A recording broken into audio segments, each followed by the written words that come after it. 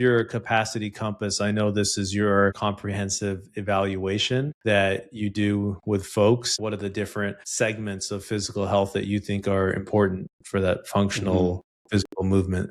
I started changing my basic evaluation when I had an in-clinic practice to be shaped around these 6 metrics that help extend health span. The amount of healthy years you have that you're able to operate at the top of your game, and what those kind of groupings of physical health, chronic condition management, gait, or walking. We know walking speed is so important for longevity.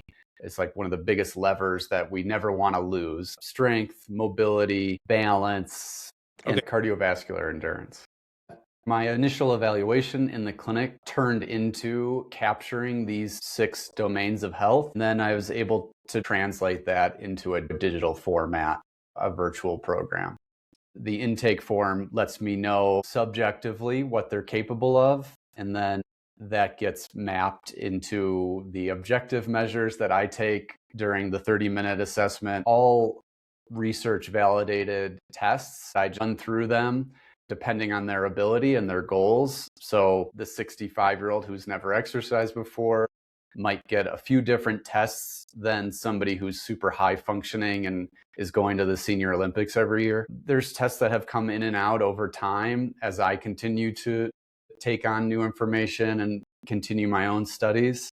But the basic framework is capturing those 6 tests and then mapping them normalized to a scale of 0 to 100. And then depending on what you demand of your body, if you're just trying to go to the grocery store, that's a lot different than going on a walking tour in Japan. That kind of reservoir of your abilities needs to match what you're asking your body to do. Awesome. We can go through the domains. Let's start with strength. Do you like to look at both upper and lower body strength? Unless they have upper body strength goals, I usually look at just lower body strength. In terms of if they're having a shoulder issue or a neck issue, or I see some things on their posture that would put a limit on their available overhead strength, I'll mostly look at lower body strength. But the upper body strength is a counter push-up, which gets progressed to a chair push-up, which gets progressed to a floor push-up. And what's an example of a goal that somebody might have that relates to upper body? What are some that you've heard from your older patients? Reaching to the top shelf, being able to have full motion with your shoulders for washing, and then traveling, getting your luggage into an overhead compartment is usually a good strength to keep. For lower bodies, what's a good strength target for someone when they get into their 80s and 90s? My typical client is a 70-year-old female. Working backwards from that, if you're a 35-year-old, it's keeping an eye on your arthritic symptoms, making sure that your arthritis that's building up naturally as our cartilage breaks down, that you're able to work through a full range of motion. I have a Baker's cyst behind my knee, but I keep all that in check by my own protocol. And if you're so inclined, you can find that out for yourself. What is your protocol that works for your ankle or your hip? Waking up with a stiff joint is a strong sign that you have arthritic symptoms, opposed to getting an x-ray. So being on top of that, if you go for a long run or you lift, what parts of your body are talking to you already? How angry are they? And what can you do to make them feel better? Let's keep going through the capacity compass, and here's some of the other domains. Mobility was another domain. What does it look like when mobility goes bad? And what can you do to evaluate it and try to maintain it? One of the tests that I capture in my capacity compass is to be able to do a full squat, like butt to heels. So you can find out a lot about your mobility just by way of stressing your joints to be fully open and fully closed. When we walk, we need to extend our knee all the way straight. And that's basically the hardest part of walking. And it is the most common thing that I see when people start to get 70, 80 years old, is they've lost that ability to extend their knee because they've started guarding it because they've had knee pain. So walking is kind of an easier task, except for knee extension.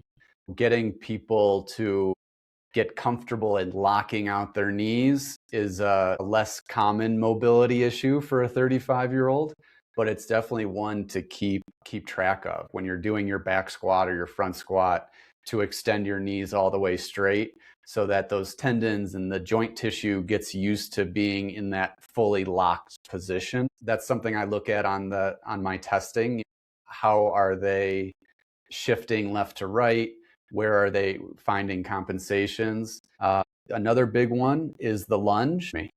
Step one is bringing your joints through their full range of motion. If we're talking about the knee, that's that pound weight all the way butt to the ground. You're bringing your knee fully closed and then fully open on the way up. If you can do that comfortably without pain, without too many sounds in your knee, then you might move up to carrying a little bit of weight and seeing how your mobility breaks down or doesn't with loading the joint through the full range of motion. This is all greatly geared towards extending the amount of quality years you have left, but I find it most applicable when people have a goal or a sport that they enjoy playing. Do you see a lot of mobility issues in shoulders? Yeah, and even when I'm working with young people, I notice because you do need some thoracic extension, like through your mid back, to get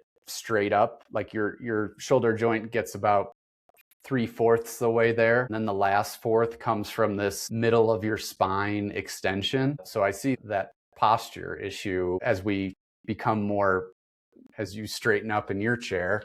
Exactly. I was going to say, it's like, now that we're talking about it. Just having poor like hunched posture just makes it harder on your shoulder joint to get free in its ball and socket. If you're all hunched over, that restriction becomes a little bit more obvious. You don't really notice it until you start fraying your rotator cuff and your thoracic spine starts increasing in immobility. Then you need to lift that cast iron pot up from above, and that's when it's kind of like too little too late. You've already lost certain ranges. Being able to counteract our chair postures is a pretty easy way to get that full range of shoulder motion. Super interesting.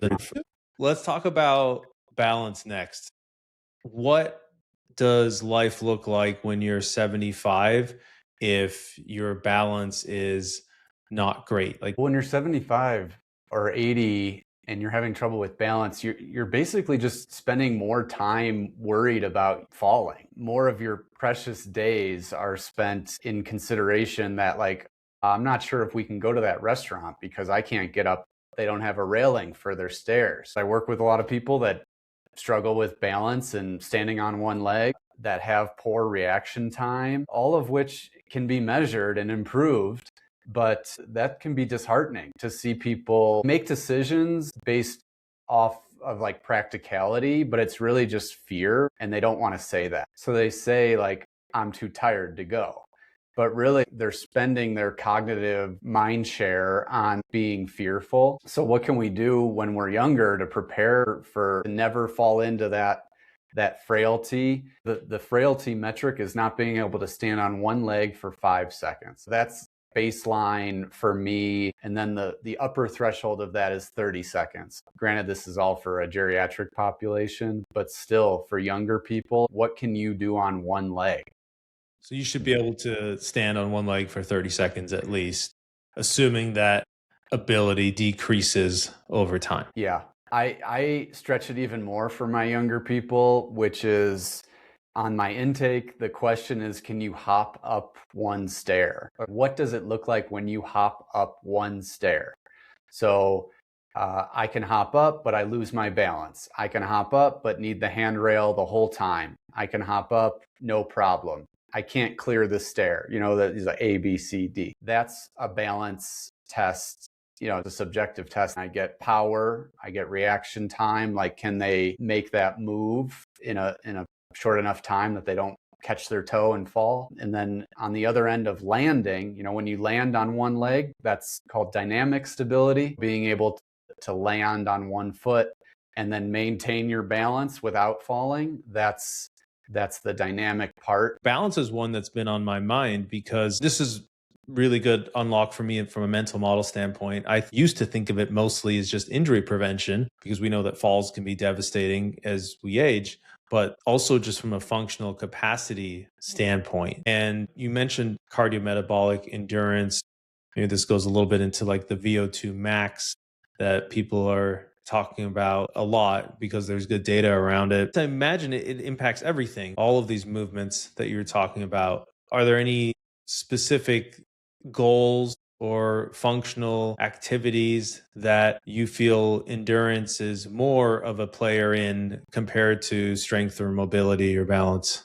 My endurance test is basically, for older adults, it's a 2-minute step test with the rate of perceived exertion attached to it. So that's a subjective evaluation. But for all of us, we should kind of have a general idea of how many flights of stairs we can go up before needing a breather. I would reckon that most people don't know how many flights of stairs they can walk up. Just knowing when you get out of breath, and then if you're talking to somebody and when you get out of breath are great tests for getting your baseline of your cardiorespiratory function. The gold standard would be getting a VO2 max on a treadmill, but I just kind of ballpark it with the subjective exam combined with the 2-minute step test. It's 2 minutes marching in place.